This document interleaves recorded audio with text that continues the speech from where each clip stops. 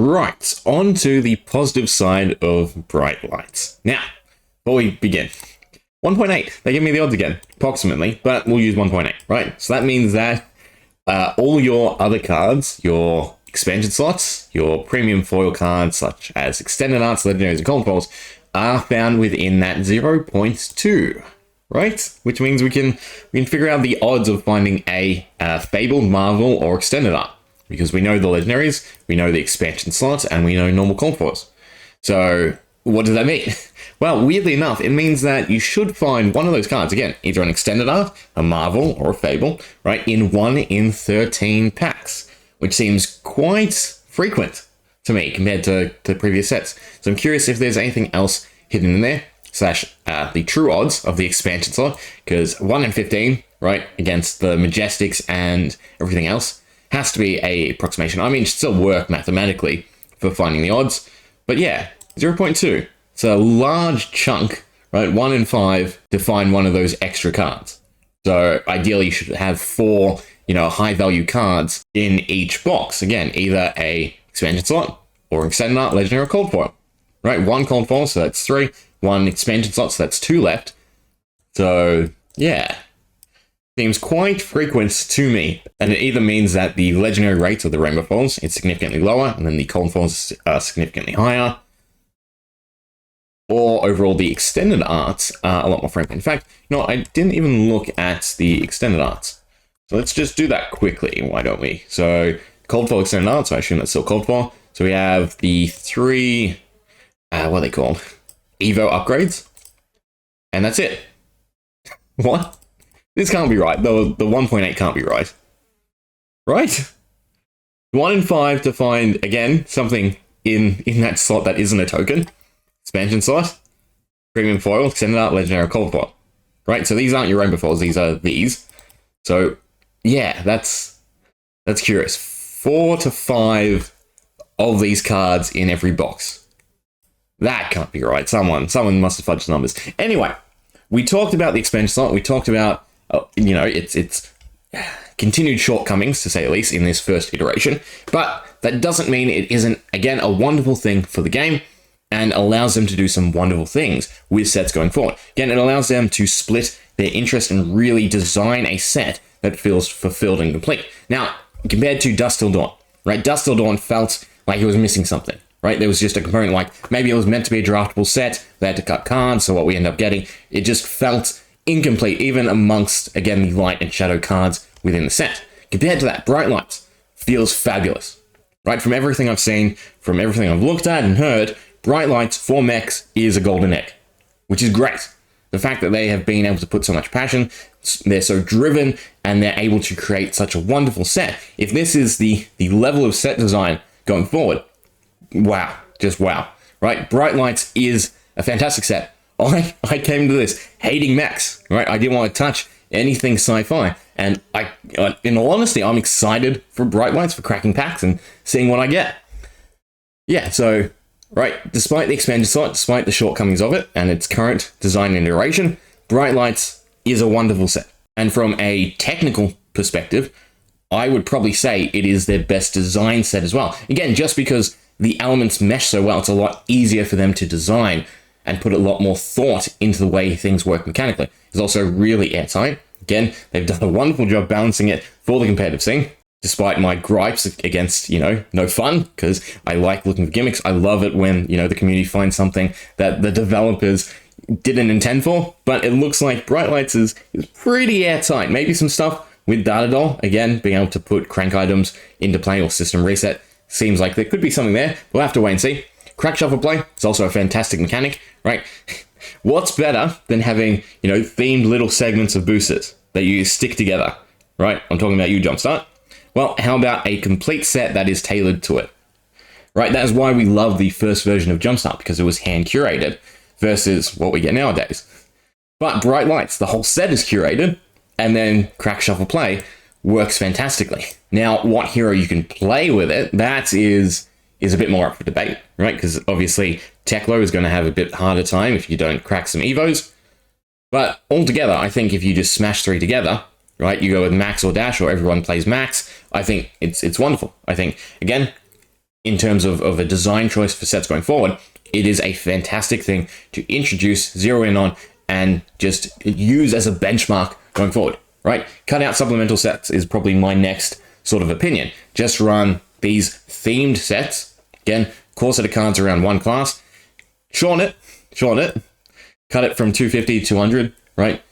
Up the expansion slot to balance out its pull rates, its bottlenecking, and you're good to go, right? Savage Lands next set, make it a 150 brute card with 50 expansion slot cards. So there's something for everyone else. And then once we ramp up the development cycle, you can tweak it and you can refine it a bit better. But I think if they're going to go with core classes per set, right? Even dual classes at that point, it's still a huge drop down from 3 to 4. I think that they should, in all honesty, cut it down so that they can ramp up release cycle, and that way there is still the vested interest from the majority of the community. Then we also have the aspect of balancing it out, right? More supplemental products. The Roundtable is a perfect complement to Bright Lights, but it doesn't accomplish everything it could because the themes of it are very close to Bright Lights. I mean, you have the Professor in itself, but then also the fact that it's designed for UPF and doesn't really support anything else. I think if they came out with classic battle decks to complement a themed set, right? So for instance, say they do Savage Lands with Brute, they could have Wizard versus Illusionist. They can chuck in a bunch of new cards in a classic battles and use that to, again, bolster up the cards, bolster up the products available for people outside of whatever that set is targeting. Now, the other sort of big question I do want to raise is print runs going forward. The fact that Bright Lights is again a theme set, right? But then on the other spectrum, it is also now a highly accessible set and probably the best casual product to push for new players, right? So you can go both ways. You can say it needs to be short printed because again, it only targets mech and mechs are only one portion of the population. But then on the other side, again, it's probably the product that they want to push the longest until they have a good amount of other products that are viable for that casual setting. So it will be very interesting to see the size of this printing, even in terms of the FaB being highly specialized, right? It needs significantly less copies than even, say, the Draconic FaB. And that Draconic FaB has continued to tank, right? But is accessible in Emperor, Blitz, toss them aside, but both Fae and Dromai. So again, twice the influence because it's now Ninja players and Illusionists versus a huge amount of mech overlap. Now, there might be, branching players for mech of Bright Lights, but overall, it's a very interesting thought to have. Do they go high? Do they go low? Again, it being highly specialized, I would say they probably want to not allocate as much funding to it because they want to move on to the next set. I think, again, the best thing that they can possibly do is to ramp up release cycles. And truth be told, we have to get something by Christmas. There's no way that they don't have a product for Christmas, right? Every game developer understands that you need a product for Christmas. And with the right, again, marketing with this casual setting, to push this for, again, the adolescent to adult market is fantastic. So I am curious, again, if they do, but then it would also mean that, they have to have had it in the works. So, there's hints that Savage Lands has been in the works. So fingers crossed, we get that by Christmas. Good old Jolly Green Giant. Although he's not stealing Christmas this time. But again, overall, Bright Lights is a wonderful set. It took all the ideas of Dusk Till Dawn, everything trying to be accomplished and introduced, and has to some degree perfected the system, right? The expansion slot as the delivery of all the extra cards as presented in Dusk Till Dawn is significantly better. Granted, there is less, is there not? Because, yeah, there's definitely less. Considering there's no generics as well. I think this volume of cards that they had in Dusk Till Dawn in the expansion slot would be probably the right balancing, but it's still, again, the better way to deliver this style of system, this style of, again, having a core idea, core theme of the set, and then having these little bits added onto it for players outside of whatever the target audience is of that set. I also think conceptually, right, we have a higher number of new mechanics, right? It feels like that to me. Mainly, maybe because it's normally split between classes, but what we have Evo upgrades, we have Evos in themselves, which I'm going to separate, right? Because, you don't have to go for the Evo upgrades and play Evos, right? You can go for a minimal amount of Evos, but it's still a new mechanic. Then we have all the Hyperdriver mechanics. Then we have scrapping.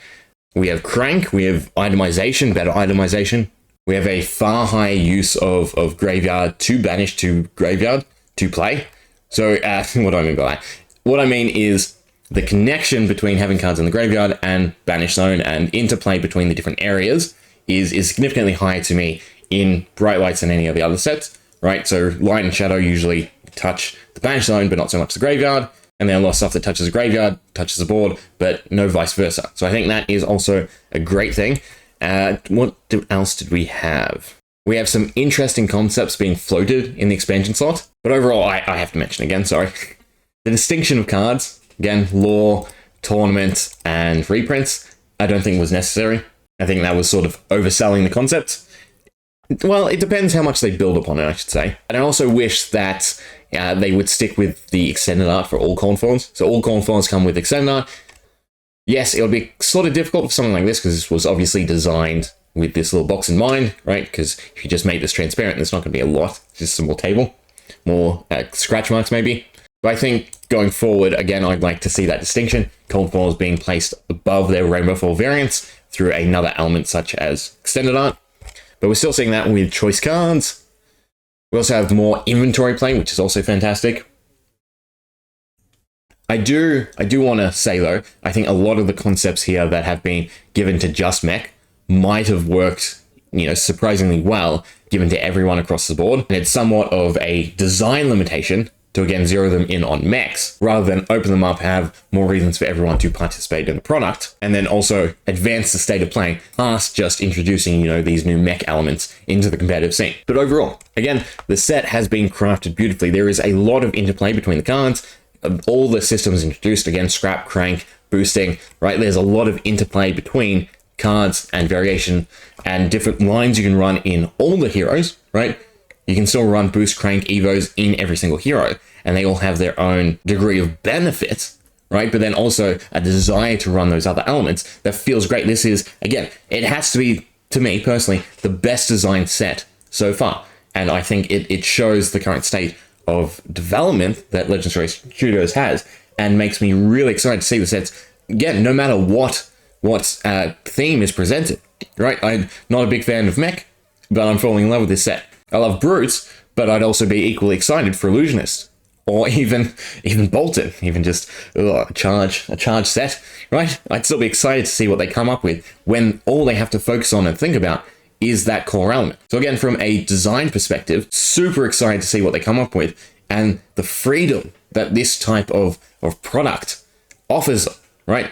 So I do hope they don't backtrack. I do hope this wasn't just another experiment like Outsiders or Dust Till Dawn. I do, in all honesty, hope that this is what they decide to go with for everything going forward. Every set be themed. I know a lot of people weren't too excited about that. Again, I think there are ways to really make it work. They just have to, A, ramp up development, shorten the set size, really emphasize that it's not for opening and collecting, it is for the players to enjoy and play with, and that they are in full support of the secondary market, and that is the primary place where you should be getting the majority of your cards for the competitive scene, or even, collection building. And I can also understand how getting to this point, was somewhat of a challenge and difficulty, because this isn't the type of concept you can just float straight away. Right, to sort of neuter your audience purposefully is obviously a hard decision to make as a company. But to me personally, it is definitely the right decision. It just needs to be balanced out correctly in terms of design, in terms of product cycles, and also the supporting supplemental products. Again, if you're going to focus on mechs, well, then you have to target the extreme other side of the audience. Because again, you could probably do a little poll, and the people who dislike mech the most, are probably going to like something like Warrior or Brute, the high fantasy elements. So to be able to balance this product out with something that speaks to those parts of the community is something to really consider and think about going forward from a marketing perspective, right? If you come out with a wizard set, make sure that you have these smaller supplemental products, again, similar to Round the Table, but again, probably more focused on the competitive elements, since the competitive aspect is by and large the biggest concept of Flesh and Blood, but just do little things to balance out, right? Again, instead of having standards to supplemental, right, have these themed releases set on a cycle, and then in the week prior, have a smaller product, again, something like Round the Table, Classics Battle, not the Blitz decks.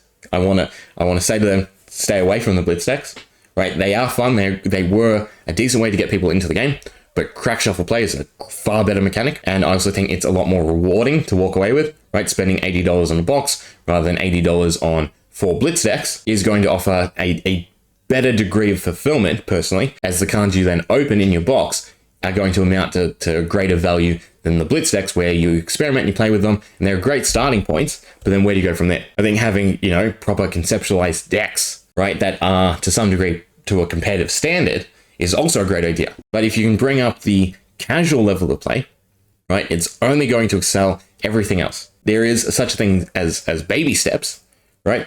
But if you throw someone into the pool who can't swim, but you give them the floaties, then they're going to do a much better job than if they learn to swim and all of a sudden you pit them against proper athletes, right? To put it into a proper scenario in words, there's the, what's it called? Analogy? Anyway, Bright Lights altogether. Fantastic product, right? Gripes aside, everything I've pointed out and said aside, in all honesty, right? It comes from a place of love. I love the game. I love everything they've been doing. Been following everything they do, right? But if there's something to talk about that needs to be talked about and needs to feel like you can talk about it, and everyone in the community is wonderful, and LSS has done a wonderful job listening to the community, listening to feedback, and better designing their products. And all it can do, or any form of criticism can do, is help grow the game. Bright Lights comes out officially next week. Even if you're not a fan of mech, I would buy at least a box, right? Usually I'd say don't buy a box. It's not worth it, right? Cracking it is horrible. But if you're not a fan of mech, open it to admire how it has been crafted and try out the new formats that are meant to rope you in to playing the game. Hope you enjoyed. See ya.